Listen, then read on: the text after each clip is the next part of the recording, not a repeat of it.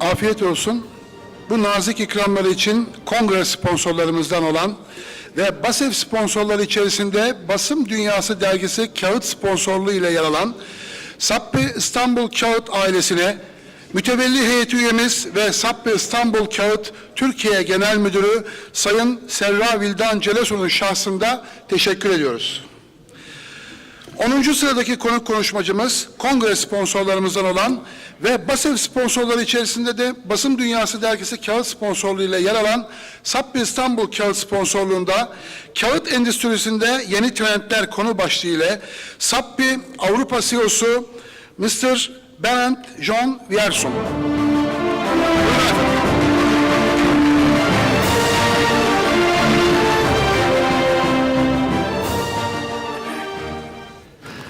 Ladies and gentlemen, it's a real honor to be here, and I'm delighted to see so many of you.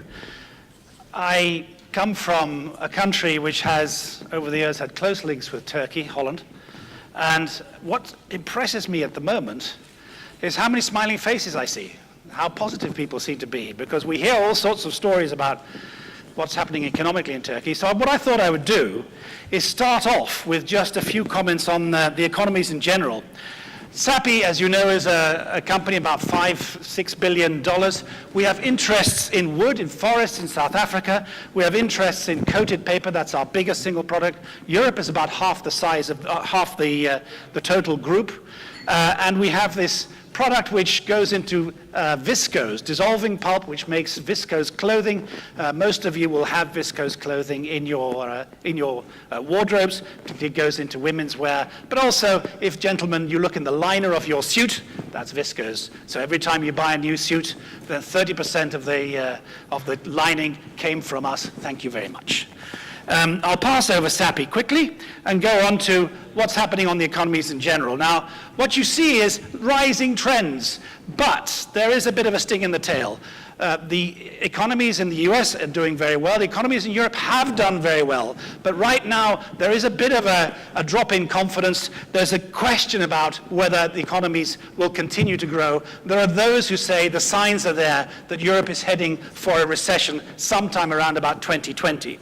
Now, of course, at the bottom right-hand corner there, I've got Turkey, and you will notice that it stops in 2017 at about 6% growth. We know that the Turkish economy since then has declined, and we understand some of the reasons why.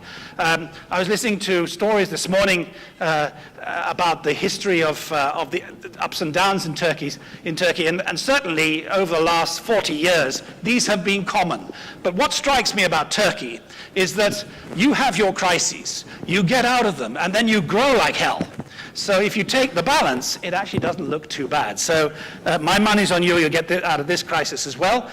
When we look at the currency moves, we see that there has been a significant move, particularly in the Chinese currency at the bottom there. See if this works. Yes, the Chinese currency at the bottom there. And you see quite a bit of volatility of the euro. And that euro volatility, in part, is due to the fact that nobody expected Europe to grow after the last financial crisis of 2013. And that was such a surprise that everybody got taken by surprise, and the currency went up dramatically. Now, after that, there was some further noises, weakness in the banks, certainly in Europe, and that has tended to push the dollar up again. And now it's a kind of a struggle as to where the dollar will go. When I ask banks where you think the dollar versus the euro will go, I get anywhere between $1 to the euro to $1.35 to the euro. So the sort of volatility that you know all about. And this is what's been happening in the Turkish lira. I think you're all very, very familiar with this. What I think is interesting and positive is that the lira is getting slightly stronger. I do think that that's a precondition for re-establishing a better relationship between debt and inflation, or interest rates and inflation, which at the moment are certainly stopping growth in Turkey and also stopping inward investment. And this is something that has to be solved. But starting with the currency on the whole is a good idea. When we look at unemployment, I've got the China, USA, EU, and Turkey up there. I would like to point out that China, they have abolished unemployment by law. That's the advantage of the Chinese system. You can abolish unemployment by law. It's as easy as that. Whether it's really true is another matter. But the ability to decide on capitalism in China is something very different from what we know in Europe. What's very interesting, of course, is this American picture. They are always very good at getting their unemployment down. So they have a crisis. They get up to unemployment levels of 10% in 2010. Now they're around about 4%, perhaps even less. There is full employment. There is also a much better employment rate in the EU countries, now down to about, well, I suppose it's around 7%. But you've also got countries there with unemployment at around 3-4%. Germany, Holland, Denmark, these sorts of countries doing very, very well. Turkey clearly on rising at the moment. I think that also will change as exports start to go again. The currency starts to stabilize, which of course is what you need. You need stable, reasonably stable currencies in order to plan forward, and you can attract inward investment again. But on the whole, my sense is that Turkey is turning the corner at this stage, and we should see a better picture before too long. Now, the oil prices, they have been very concerning, mainly because they are not necessarily driven by demand. They're driven more by political decisions. So you have Venezuela, which is out of the game. Venezuela has the biggest oil reserves in the world, really, and they're out of the game. Saudi is cutting its oil production at the moment. Iran about to go out of the game again due to American tariffs. And so this oil price has been moving up. But watch out, there's a little bit of sting in the tail here as well. Just recently, these prices have started to edge down a bit. And the reason for that, again, is a bit of lack of confidence. There is a feeling that we've probably had the peak in a number of economies. Oil prices then start to go down because they obey the commodity cycle.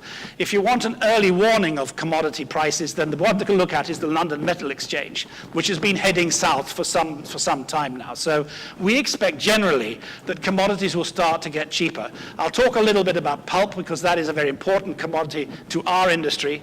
But I would also say that, so for instance, energy, I'd expect that to come down somewhat. Latex also, because it's so dependent on oil prices, the monomer particularly, would expect that to start edging downwards within some months. So we see a bit of a change coming in the next period of time.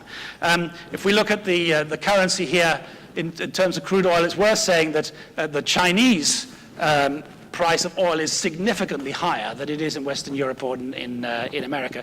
It's always worth pointing out because we often think that everything in China is cheaper and easier. That doesn't seem to be the case. And they pay high prices for their energy. Now, what we see here is the general government debt. And I'd just like to point out where Turkey is here, because in fact, Turkey's debt in terms of its GDP is relatively low. And this is an interesting conundrum. So the platform, the fundamental for Turkey, actually isn't that bad. If you compare it up here to the USA or even the EU, which is really pretty high, it's sort of more or less at Chinese levels. Now, the interesting thing is it's been going down as well. So in general terms, I would say this is not a huge problem for the future. Now, what we do have, and this is hitting all major economies, including Turkey, is a stop in the growth of productivity. What happened after the 1945 crisis of the Second World War is that a lot of the world, the liberal global world, if you like, boomed on the back of an increase in productivity and an increase in population. And in fact, both of those two have stopped. So there has been no growth in productivity, really, since this time, around about 2001. So after the turn of the century, we see no real growth in productivity at all. And some of those countries are going right down. So you see Italy down here, really a negative growth in productivity. We have not included the UK on here because the UK is below the scale. So what you see in the UK is full employment, no gain in productivity, a big lack of gain in productivity, very dangerous situation.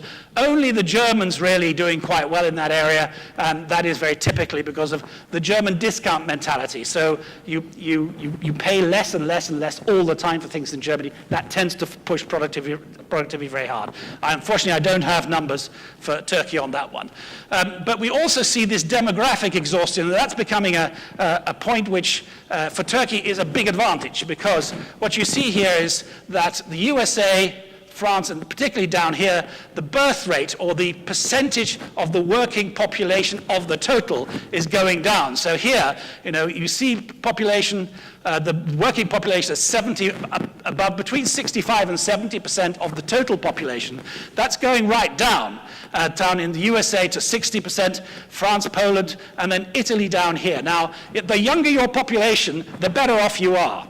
And the average age of the Turkish population, around about 30, with a very strongly growing population, that is a source of future competitive advantage. The interesting thing is what we expect to happen in the future, the projected change in the working population. And there's a very interesting phenomenon here, because we see a big difference between the USA and France and the rest of the big countries in Europe, including Poland here. What's that caused by? The USA very much caused by migrants.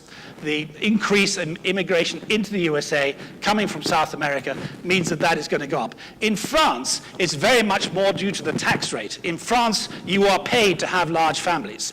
This is exactly the opposite in Italy. And what you see is that, therefore, the Italian working population is going down. Now, so the advantage that means is that the burden on the population, on the economy of older people in the future in Europe and the USA is going to go up. France and USA less than Germany, Italy, and Poland, but in Turkey, probably the other way around. So this is a big advantage, I think, to look forward to in the future. If you then look at what's happening to populations generally in the world, you see here just from 1950, Asia certainly still the biggest, Europe, Africa, and Latin America, North America, significant, but coming down to 2020, Asia going up, and Europe declining, North America declining. But then what starts to happen is are the expectations for 2100. And this is going to be an absolutely overwhelming change, where you get suddenly Africa as the big motor of change. And in fact, that is already happening. If you look at Nigeria here, this is the Nigerian population curve since 1960. It is absolutely exploding. And it's exploding on the back of economic wealth. It's oil wealth in their case. But the expectation generally is that we'll start to see a number of these countries swinging upwards in population on the back of increased economic wealth. Here again, good question where Turkey is, but probably more in this sort of area than in the Europe and US area. So on the whole, something to look forward to. In terms of educational attainment, what is also interesting, and this is a problem that we have in Europe certainly, and I think also in Turkey, is that if you have migration, then the most advantageous migration is that which immediately contributes towards your economy. And what we're having at the moment is, on the whole, a migration which is less, which is not contributing to the economy. You have that here in Turkey as well, I was hearing this morning. And so you have an increase in the sort of pre-primary education levels, but the big problem is here, where you have non-EU born population in upper secondary and then university education. They are the ones that, on the whole, on the losing side at the moment. That is something that all countries have to address, because if you want your economy to grow on the back of a growing population with increased productivity, then you absolutely need to do that. And then you have here at the share of the population between 25 and 54 with at most lower secondary education, then you find that there's too many countries in that area which are below the line that you need. So quite a bit of change coming through demographic development, coming all over the continent of Europe, I think, including Turkey, and this is something that we're going to have to pay attention to. Politicians already are, but it's really not a question of should you have migration. It is what do you do once they're there? How well do you integrate them? How well do you make sure that they learn the language? How well do you educate them? Because that's going to be the differentiator between the successful economies and the less successful economies. So what we see now is that at the moment there is no real help from migration in the major economies. And what we also see is that the jobs market is changing. So what you have at the moment is the job growth is in the high skill area. It's in fact the middle skills which are coming under more pressure in the EU area at the moment, but not just the EU. This also goes for the US, and this is the whole of the OECD, so the developed countries. And if we look at the percentage of total net employment creation, so in other words, these are the new jobs, then we see it's very much the high skills and sometimes the middle skills, but not the unskilled. So that means that everything is telling you, you must educate your people, no matter where they come from. You must educate them, make sure that they learn the language as number one. And what we have seen also, of course, in the European Union, is we've seen a big influx of migrants coming from Eastern Europe from the early 1990s onwards. But if you look at how that is changing, nowadays we see that there's a much greater balance because unemployment in Western Europe compared to Eastern Europe is becoming more or less the same. There are some exceptions, particularly Romania and these sorts of countries, but on the whole, you see that there is a less pronounced attractiveness for Eastern Europeans to come to Western Europe than there has been in the past. And in fact, there are those who now say we're more liable to see a change in direction and we'll see migrants from Western Europe going to Eastern Europe. We have some experience in that. We have a shared service in Krakow in Poland. And what amazes me, what I didn't know, but it certainly is the case, is that the proportion of Western Europeans in Krakow is growing. Now, mainly men, and Polish women are very beautiful, but even so, it is a surprising factor. It is beginning to happen. Now, the next thing that we have to consider in terms of change is trade wars. We're in the middle of a trade skirmish. I would say it's not quite a trade war yet, but between China and America, it's getting close. I'm hoping that between Turkey and the US, it will not really turn into one. In Europe, we are sort of hit in the sidelines. We are, if we think about the sort of the fallout, then certainly the automotive trade in Germany is struggling because the US does not like Germany. So Mr. Trump, rather. I think the US is different. But Mr. Trump believes that Mrs. Merkel is an enemy of the American people. This is a very alarming and a very disconcerting influence which is going to bring real change to the way we have to run our economies. Now, I've done a little study to say, well, do trade wars actually work? Because you may have seen the tweet from Mr. Trump to say trade wars are easy to win because we're just so much bigger than everybody else. We can conquer everybody in the trade area and bend them to our will. And they've been practicing that a bit on a number of countries, including Turkey, but also including Germany and Europe. But so I've done a little study here of what happened 100 years ago, because I have a degree in history, so I tend to look back at history a bit. And really, there was a trade war which started between the US and Canada. And you may have noticed in the recent past, the US wanted to start another one with Canada. I don't know what it is about the US and Canada. They have problems with each other. And you see that there were massive duties being imposed, 50% duties on imports from Canada into the US. The Canadians immediately responded because trade wars always, there are no exceptions, take the same force. Somebody does it, and the other guy does a tit-for-tat move and does exactly the same or goes even further. And the idea of Mr. Trump is because they're bigger, eventually China, for instance, runs out of products on which they can put duties because they import less from the Americans than the Americans do from the Chinese. But there is no winner to this. Eventually, there's no economic growth.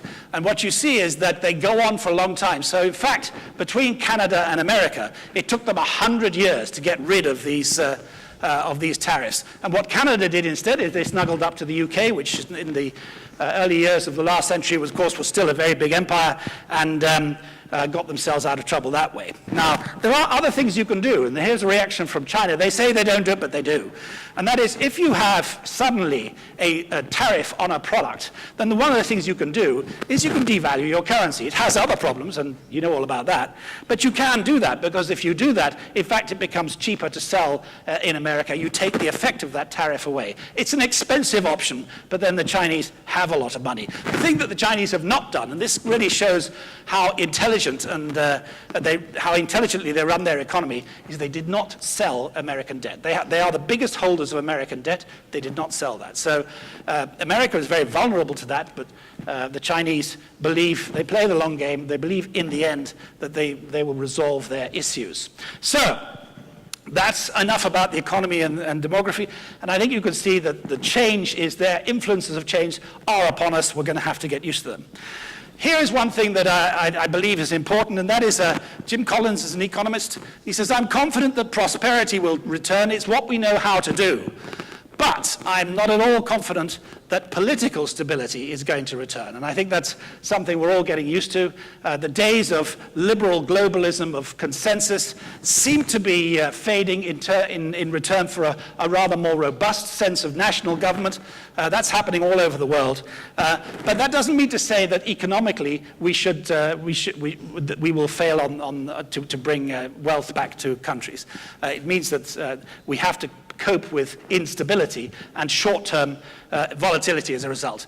Now, there is a man called John Maynard Keynes, very well-known economist from the early 20th century, and he had a point about another major force of change which is coming upon us, and that is artificial intelligence. Remember, this was written, I don't know when it was written, I think it was written in the 1930s or 40s, so a very far-sighted man who believed that automation or robotization would happen in Europe to such an extent, or not just in Europe, would happen in the world to such an extent, that you would get no more need for employment, there would be plenty for everybody.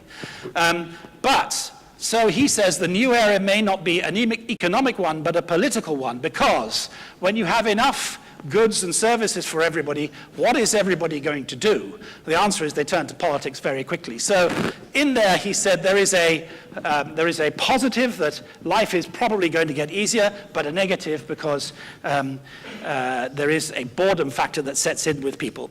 Now, we also have, at the same time as this automation going on, a sense of change in how companies influence nationalities. So we say that the physical world, this is what we've come from, is the globalization carried by large companies. In Turkey, you have two good examples, the Koç and the Sabancı companies. Typical example of globalizing very large companies, many of them family-owned, not exclusively family-owned, but dominated by relatively few countries and trade mainly via the seas. Regulated by political bodies like the World Trade Organization, who in fact are finding that their authority is going down.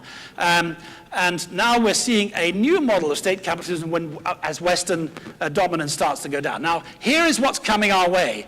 A whole new set of players. These are particularly the FANGs, but they're largely the technology companies who are coming into a power, an economic power, which until now has been unknown after the seven sisters of the oil companies. Remember, in the early 20s, late 19th century, you had the seven sisters of the oil companies. They had the wealth of the world really at their feet until the American government decided, we're going to break you up because you're just too powerful. We have a very similar sort of situation now. And what it means is that these companies are scaling globally, but there are no borders. You cannot enforce rules on them. This is what people are finding with taxation. So you want to tax Apple, you want to tax Netflix, good luck. You've got to find them, first of all, where that money is. They're very good at hiding them. So borders become meaningless and unenforceable. Decentralization rather than centralization. Politically, you have centralization, but economically, you've got decentralization. These things are running against each other. And international cooperation starts to focus on security. So cyber security and cyber terror becoming much more important. And as you will see, this plays a major role. Artificial intelligence has been around for some time. The computer chess game, you remember in the early 80s, there was the first of the computer chess games against the grandmasters in those days. And on the whole, it was a sort of tie. Sometimes the computer won, sometimes the grandmaster won. The last one is the important one, this one, Facebook. They researched a new form of artificial intelligence. And they suddenly found, they had programmed to speak English only. They suddenly found that it had learned a new language, a different language, and had started to communicate it with other forms of artificial intelligence. And they pressed the panic button. Because this is the start of where you lose control. They pressed the panic button and said, we'll turn it off. And it's just as well they did turn it off. Until we can find internationally accepted control mechanisms for that kind of stuff, this is really dangerous. Now, over the last few years, one of the things that we've been looking at also is robotization. How is this growing in the world? And how is it going to affect the paper industry? I have to tell you, it is going to massively affect the paper industry, but probably in a positive way. Because the technology of artificial intelligence depends largely on sensors. Paper machines are extremely well equipped with sensors. And so we find that applying algorithms to these sensors means we get information faster, and it means the efficiencies are going up. So we see that our best equipped machines nowadays are getting more efficient than perhaps 5 years ago we thought was possible, the industry thought was possible. So new levels of efficiency are certainly possible. But there's also a social side of it, for reasons that perhaps you will understand when I tell you that Japan is the society that's aging fastest, but has almost no immigration. In 2016, they allowed 27 immigrants in, and 2017, 28. And this is staggering compared to how many you have let into Turkey. So they have to turn to other means of keeping boredom out and dealing with this aging population. And so they have invented social robots, and we've been following the fate of a social robot called Sophia for the last 5 or 6 years. And here's the latest film. We have no volume. Not much.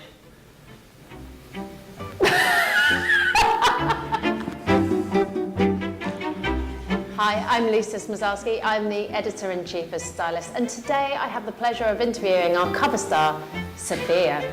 How are you today, Sophia? Good. What's up with you?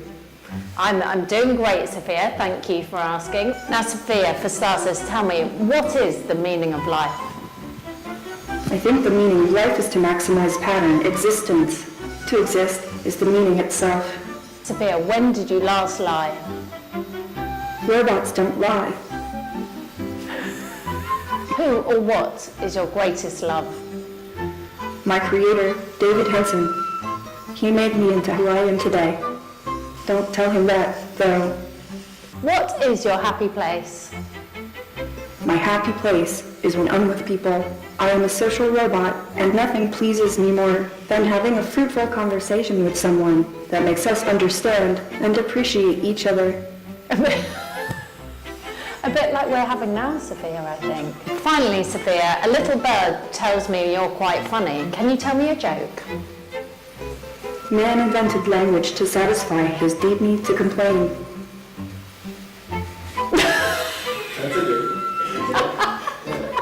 Thanks for joining me on my Stylist photo shoot. Now get out of here. She's still got a way to go, but she's learning. Anyway, looking at digital saturation, this becomes really a very important point. Where are we standing today?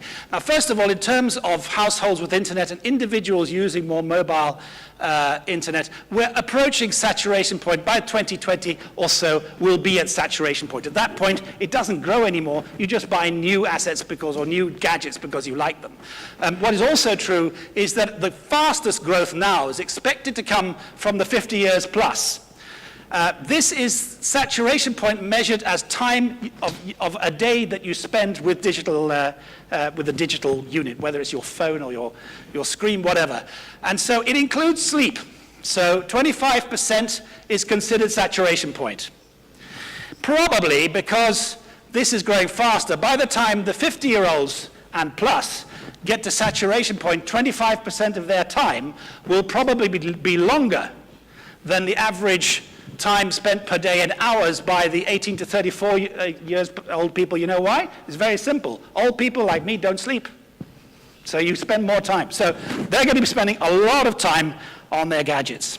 We also see that there's a huge change, and this is to the benefit of a number of Turkish companies in the move towards e-commerce. Now, it's only just starting, really. It's almost nothing.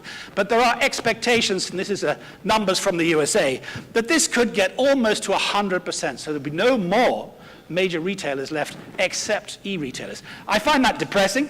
very depressing, and I think there will be a social reaction against that. So I don't quite believe that. But will it get to 40, 50%? Probably yes, and it'll have a huge impact on employment. So we'll see here that employment is already coming down in major department stores, even though retail employment, which includes delivery to your house, is going up. So number of people in retail going up, probably not very well paid, but department stores going down. So we have a huge change there in which there is money to be made if you can get into that e-commerce market, mainly, of course, through packaging. Now, what I'm looking at here is what happened to technologies as they were displaced by disruptive technologies. Camcorders, MP3 players, portable, they really all got replaced by electronic media in one way or another.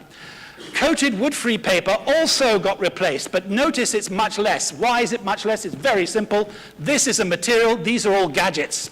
They're all machines. And as soon as you're talking about a material, you're talking about something else. You're talking about why should that material continue? Is there reasons for it to continue? Whereas these gadgets have simply been overtaken by a new technology. Now, what we'll probably see is that this looks at the share of individual households again in terms of the new disruptive technology. It is also going to get to a saturation point by about 2023. So from 2023 onwards, there's nothing new at the moment. So the big question is a new disruptive technology on the horizon? And if it is on the horizon, what does it look like and what will it do? Well, there's only one thing that we can see, and that is your attention is going to go from your eyes to your ears. And that it will no longer be screens you're looking at, you'll be listening and talking. Now that has enormous consequences because it means that you start to rent rather than own. You won't need to own, you just rent because you can talk all the time. So I want a car over there. I want a new washing machine. And now it gets interesting. So you want a new washing machine. You will talk to an app on your phone, and they will decide the choices that you get. Now just think if you're a brand owner, what that means for you. You're at the back of the queue all of a sudden.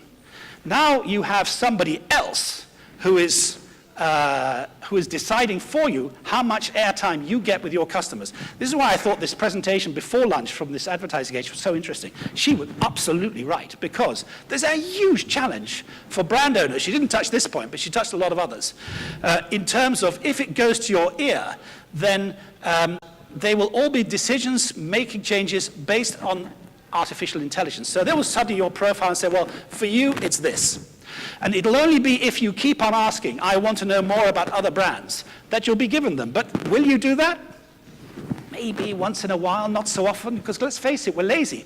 If somebody gives us the answer, we'll probably take it. So that has a huge impact on advertising. So let's have a look at advertising. This man is a well-known ex-CEO of the world's biggest advertising company, Sir Martin Sorrell, chief of WPP. But he said it's a warning sign when sales volumes fall in packaged goods companies, and the presenter before lunch was saying exactly that. There is a huge change going on in advertising. They are facing the kind of existential crisis that the paper industry faced perhaps 5 or 6 years ago. Same as retail is facing now. So crisis changes. It goes from one industry to another. We're probably, as a paper industry, coming out of it, but these industries are going into it. Now let's have a look at the history of advertising. If you look at these adverts, they're all from the 1950s. You cannot imagine that you could even print or publish an advert like this. Look at this one. You mean even a woman can open it? It's scandalous. You can't say things like that. I also think this one is wonderful. I was born in the 1950s. Perhaps my parents put 7-Up down my throat as a baby. Yeah? Nowadays, you'd probably be thrown in prison if you do that. And so you see advertising changing. But there's another problem. Advertising online has dangers, and here are some of the dangers. These are screenshots. These are not pages that we have made up. Let me just read you one. This is from a page on an internet showing an advertisement for UPS and some news. Body parts delivered to Michigan home. And right beside it, it says, UPS is up early morning for delivery from UPS. I mean, just imagine, if you were the owner of, if you're a brand from UPS and you have that kind of juxtaposition, it's the worst you can imagine. It's horrible. You know? Another one here, there's a fuel baby burn is for a fuel, and then it says below, 1 toddler dead, another critical after house fire. You know, these are the kinds of juxtapositions which have made it very, very unpopular to advertise on internet, and that unpopularity is growing for another reason, and that's this reason. Advertising agencies engaged in what is really not much more than fraud. Because they said the good thing about advertising on internet is it's measurable. We can see how many viewings. A viewing is 2 seconds. So what do? They just installed robots to say view, view, view, view, view. That's it. Now, that got found out about 2 years ago. And that meant that there was a change in advertising, because advertising on the whole has been growing. But at the moment, it is starting to decline because of the problems that it's produced. And what you see here is brands questioning the validity of advertising and saying we don't notice when we don't advertise. So I'll pass over that because we went through that this morning. And then I can, whoops. There we are. Now, as a result of that, you see that there is a change also in the FANGs. The FANGs are, here they are, Facebook, Apple, Amazon, Netflix, Google. Those are the so-called FANGs. Their share prices have shot up, but recently they've been coming down a bit. Why? Because of fake news, because of advertising problems. These things are beginning to count. So the advertising world coming into a huge change.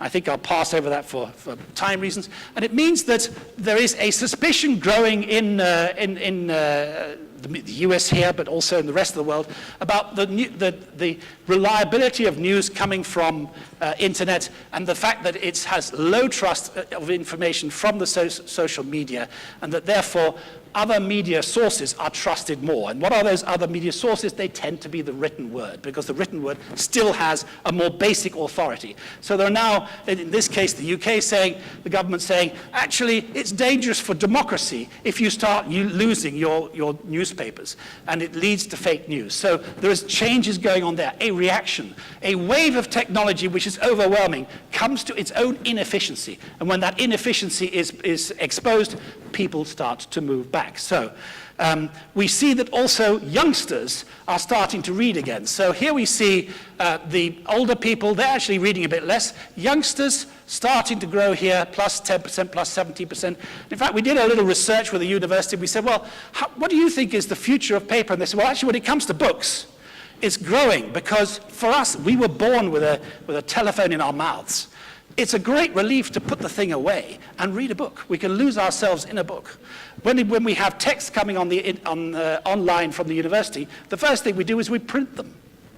So the idea that paper is going away is not true. Paper is here to stay. It's just a question of when is it going to start growing again.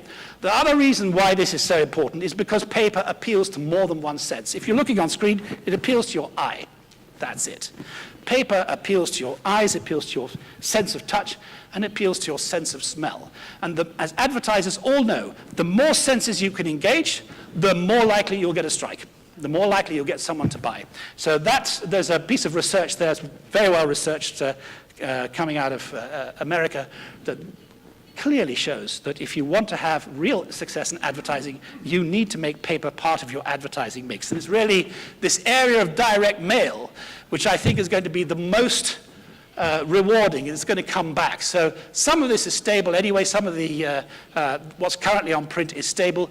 Direct mail is probably the one to look for. This is the inserts, the reports, the kind of brochures that come to you because a supplier wants you to pick it up and look at it. Because even if all you do is throw it away, don't worry, it's had an impact on you, whether you like it or not. So we see that there is, what will go digital? Yes, newsprint will continue to go digital because the information is only for one day. Whereas the further down this track you go, uncoated wood-free for books, coated wood-free for fine art magazines and so, the more that in publishing will tend to stay. And in fact, right now, books is growing again. It's the biggest part of the media publishing game. It's bigger than movies, bigger than magazines, bigger than video games and music. It's books. It's also the case that poor advertisers, I've got it in for the advertisers today, but they believe things that are not true. So they believed for a long time that the percentage of people using services during a 3-month period, 92% of people used YouTube. In fact, research shows it's 60%. This is actually an Australian piece of research, but it doesn't really matter. Similarly with Facebook, similarly on-demand videos, and they also believed that usage estimated in terms of TV live, nobody was watching TV anymore. Well, only half the people watching TV. That's not true. 87% of people still watch TV. So there's a big gap between what advertisers believe and what you as the consumer are actually doing. Video on demand, this is perhaps the biggest one, that they believe that 81% were using video on demand. In fact, it turns out only 8% were. So huge problems in terms of perception means big changes coming in the advertising industry. This is something from the UK Royal Mail. And this is really a way of saying, well, if you look at what consumers believe about how they are valued, then if you send them something on paper, they simply feel much more valued than if you just send them something on email. So what we're beginning to see now is an increase in what is printed on paper to get your attention. Very often personalized, very often done by digital printing, of course. And of course, finally, we have the ad block rage. For children, this is sport. If you have an ad block, then and your advertiser tries to find a way of stopping, of nullifying your ad block, then for the average youngster, it is a sport to find out, well, how can I make sure that I can still use my ad block? Because it is irritating, it is putting you off reading the text that you want to. So we have there also big changes coming up. What turns out, and this is the summary of all that, is that for every generation now, we see that print is the most trusted. So you go back to print because it's the thing you know, it's the thing you trusted always before. The other things will continue to be very important, but print will be at the foundation of it. So if you're in advertising or if you're in packaging, you will find that print, whatever you're doing, is going to stay important. Now, we see that, therefore, very slowly, the paper industry has started to grow again. It went through a real crisis. It has started to grow again. It is not so that it's growing in graphics, because graphics over here is still declining. Well, I think it will still decline up to about 22, 23, when there'll be an equilibrium. But what is really growing, of course, is packaging, and it's growing spectacularly on the back of what's happened on e-commerce, but not exclusively, as I'll go through in a minute. Market pulp also growing very strongly. And then down here, specialities, it's still a relatively small market, but boy, oh boy, is it growing quickly. And newsprint will continue to go down the fastest. Now, why else is packaging growing? It's plastics. Plastics have become a real menace. It's become a political football. I don't know whether in Turkish media it got the same attention as it got in the EU, but it suddenly became panic politics as the politicians, they were starting to ring me up and saying, look, please, will you tell us what policy to start introducing to get rid of plastic and replace it with paper? It's the wrong question. What they should be asking is, first of all, what is the problem with plastics? It's not the product, it's what you do with it. That's the problem. So if you throw it away, then yeah, it'll end up in the sea and it'll kill a whale. And here you can see there's a little boy here swimming. Unbelievable. Plastics legislation is coming. The text in the EU now that is being created now is quite an alarming one because it's going to affect paper as well. It says single-usage packaging plastics will have to be either phased out or guaranteed recycled by 2030. And that includes part plastic. So that includes board with polymer. So be careful. It's not the case that, that all paper products, therefore, are okay. They're not. There's going to be pressure on us, too. And it's going to take the place. Paper board with polymer is going to have to be changed to something else. I'll come on to that at the end. The solutions here are coming much more about a fundamental redesign to packaging. There are lots of social and demographic reasons for that as well. But this is the one that's really driving innovation at the moment. And I haven't seen a demand as strong for innovation as it is now. We have created a new department in SAPI which does nothing else, it just does innovation. Why? Because right now, that's what customers are demanding. Real innovation to say, how can you help us replace the plastic products which have to be replaced? And in a word, that's film. Film is the one product you cannot recycle. And it's the one product which you could replace with paper with proper barriers on it. So what we do is we have fiber-based solutions, and it started really by, relatively small things, getting sealable products, but it goes further than that. It starts to go into more exquisite packaging solutions like biodegradable paper. Those have been around for a long time, but now the real question is, can you make them with barriers? And by barrier, I mean it must be against water, it must be against grease, and it must be against oxygen. And it must be resealable, and, most important of all, fully recyclable. We have that technology. And we know that that is the future, because that allows you to replace film finally. Lots of other companies trying to work on the same thing, and in the board grades, it'll be the same story. Get rid of polymer, replace it with a barrier that you can recycle. Now, my final bit is about pulp. Pulp is, if you're a paper producer, you'll be dominated by pulp because it's gone through the roof. If you're a buyer of paper, it's dominated your lives as well because the prices of paper have gone up so sharply in the last year and a half. Well, first of all, how big is this market? You know, of the 405 million tons of wood that is consumed every year, about 110 million ton goes into integrated pulp, that means integrated mills, and about 64 million tons is market pulp. That market pulp you can divide roughly 25 into softwood and 32 million into hardwood. Now, where are the big uses? It used to be very much just a graphics business, but now specialities and packaging going up sharply. You may have heard that in China they have banned waste paper coming in from the US and Europe. That means that those Chinese packaging producers are having to use more pulp in their packaging, also for corrugated paper. Tissue, another one that's growing very quickly. Why? Because it's become a fashion product. You didn't sell many tissues in China in the past. Nowadays, you're selling a lot more of them. So if every Chinese person, instead of buying 1 box of tissues a year, buys 2, that's a doubling of the market of 1.5 billion people. That's a lot. And then finally, hygiene also growing somewhat. Now, what we see is that that tissue market is still actually relatively small. The biggest one by far is packaging. We've also seen supply interruptions, quite a lot of problems with weather. You may have seen in Scandinavia, not much of a winter meant that you couldn't go harvesting. No new mega mills coming along. And of course, we've had climate change. Climate change beginning to play quite a big role.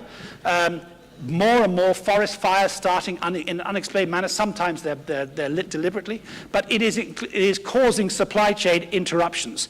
And this is what happened to pulp prices over the last year. So in 2010 we had a spike because of the earthquake in Chile, but look what happened since January 2016. It has shot up.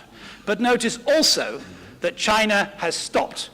Those prices are not going up in China anymore because they become so expensive that people stop buying the product. It's as simple as that. But if the forecasts are right, what we're going to see is a demand going from 6 million tons, rising by 6 million tons to 9 million tons, and then the actual capacity increase only increasing by 6 million tons. So there is a possible 3 million ton deficit. But be careful. Right now, there's actually overcapacity. It's just the number of interruptions that we've been having, sometimes deliberate, sometimes not, that has caused a sort of shortage. But now, in my feeling, there is probably stock around in the harbors, and I don't see that that gap is going to be as big as that. But that is what the pulp suppliers want you to believe. So here is a kind of forecast going on to 2021. We're now at about this price, around about 1,200 for softwood prices. It could well be that that's where we're stuck for the next 2 or 3 years. It'll come down after that, but right now, that's the sort of price that pulp producers are talking about. My own feeling, I have my doubts. In the short term, I think we'll see that with lack of confidence, we'll see a decline. So, this is the last slide. Here are a number of conclusions why the pulp price has gone up, but I would just point out this one. When pulp gets too expensive, downstream customers move away, and I think we're beginning to see that. So, ladies and gentlemen, that's the end of my presentation. I hope I persuaded you that change is inevitable, and there's lots of it coming.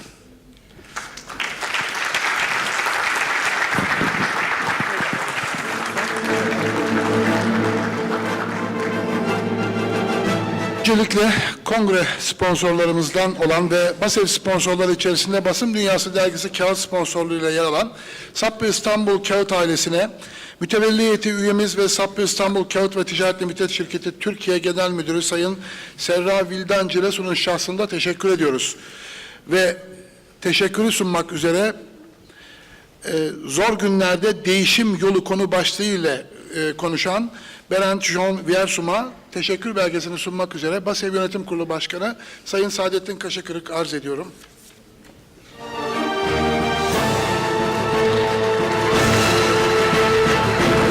Thank you. That's very kind of you. Thank you very much indeed.